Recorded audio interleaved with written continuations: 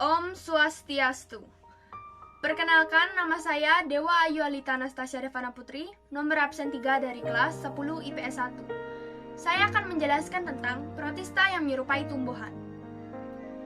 Protista yang menyerupai tumbuhan dapat disebut dengan alga atau ganggang. Alga atau ganggang merupakan protista fotoautotrof yang dapat membentuk makanannya sendiri dengan cara melakukan fotosintesis. Meskipun kelompok ini memiliki klorofil dan mampu untuk berfotosintesis seperti tumbuhan pada umumnya, tetapi alga atau ganggang tidak memiliki bentuk tubuh yang sama seperti tumbuhan. Kenapa? Karena bentuk tubuhnya tidak bisa dibedakan antara akar, batang, maupun daunnya, sehingga alga atau ganggang ini hanya bisa dikatakan mirip tumbuhan saja, bukan termasuk jenis tumbuhan. Berikut adalah ciri-ciri dari protista yang menyerupai tumbuhan. Yang pertama, memiliki klorofil, sehingga bersifat autotrof atau dapat membuat makanannya sendiri dengan fotosintesis. Yang kedua, tubuhnya berbentuk talus sehingga tidak dapat dibedakan antara akar, batang, dan daun. Yang ketiga, organisme uniseluler berbentuk benang atau pita dan organisme multiseluler berbentuk lembaran. Yang keempat, bereproduksi secara seksual atau ogami dan isogami, dan aseksual atau fragmentasi, pembelahan, dan pembentukan spora. Yang kelima, habitat di perairan, tempat lembab, dan epifit. Protista mirip tumbuhan ini dibagi menjadi 6 filum atau kelas, yang dikelompokkan berdasarkan pigmen dominan yang dimilikinya, yaitu chlorophyta atau alga hijau, chrysophyta atau alga emas, phaeophyta atau alga coklat, rhodophyta atau alga merah, pyrophyta atau alga api, dan yang terakhir, euglenophyta. Sekarang, saya akan menjelaskan tentang chlorophyta atau alga hijau yang saya gambar tadi. Alga hijau adalah mikroorganisme yang dikelompokkan dalam kingdom yang disebut protista.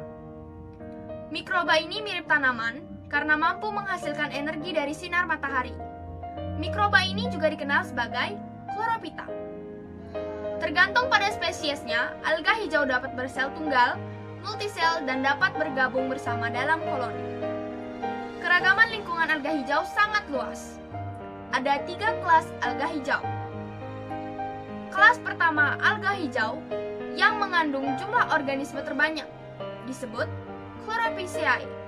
Contoh penting dari organisme dari kelas ini adalah chlorella, yang secara ekonomis penting sebagai suplemen makanan. Anggota kelas yang lain adalah Volvox, sebuah komunitas terorganisir berbentuk bola yang berisi lebih dari 60.000 sel. Kelas kedua alga hijau disebut Charophyceae.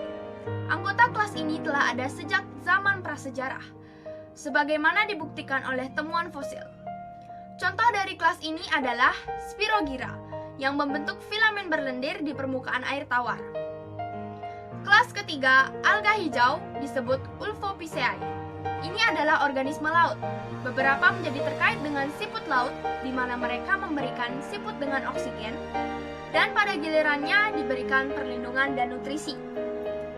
Spesies alga hijau kaya kalsium yang disebut Halimeda membentuk pantai pasir putih menyilaukan di Karibia ketika mereka membasuh di pantai dan menjadi memutih oleh matahari. Contoh lain dari kelas ini adalah ulva, yang tumbuh di bebatuan dan dermaga sebagai hijau, kluster berdaun muncul. Alga hijau adalah kelompok taksonomi yang awalnya milik kingdom Plantae. Dalam hal ini, itu mungkin merujuk pada suatu divisi di dalam kerajaan Plantae yang terdiri dari semua spesies alga hijau. Namun kemudian, alga hijau dipecah menjadi 2 filum, Chlorophyta atau Chlorophytes dan Charophyta atau Charophytes. Para ahli taksonomi mengklasifikasikan spesies alga hijau yang hidup sebagian besar di air laut sebagai chlorophyte, yaitu milik Chlorophyta. Sedangkan spesies alga hijau yang berkembang terutama di air tawar diklasifikasikan sebagai Charophytes, misalnya milik Charophyta. Namun demikian, habitat alga hijau klorofit luas. Selain dari air laut, mereka juga dapat ditemukan di air tawar. Yang lain mungkin juga hidup di darat, misalnya Trentepoliales.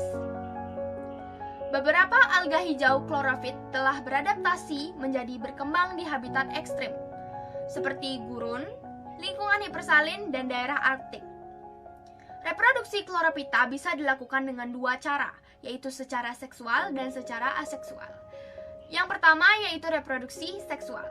Reproduksi ini dilakukan dengan cara peleburan sel kelamin jantan dan betina, serta ada juga yang secara konjugasi. Yang kedua, ada reproduksi secara aseksual. Reproduksi dilakukan tanpa adanya peleburan sel jantan dan betina, tetapi dilakukan dengan pembelahan biner atau ganggang bersel satu, fragmentasi atau ganggang berbentuk benang dan berkoloni, serta pembentukan zoospora atau spora kembara. Alga hijau karena aktivitas fotosintesisnya menjadikannya salah satu produsen terpenting dalam ekosistem. Mereka adalah sumber utama pati dan oksigen sebagai produk sampingan dari fotosintesis. Alga hijau berfungsi sebagai makanan bagi banyak heterotrof. Banyak dari mereka membentuk hubungan simbiosis dengan kelompok organisme lain. Misalnya mereka membentuk lumut bersama dengan jamur tertentu. Sekian penjelasan dari saya tentang alga hijau. Mohon maaf jika ada kesalahan kata. Om Santi Santi Santi Om.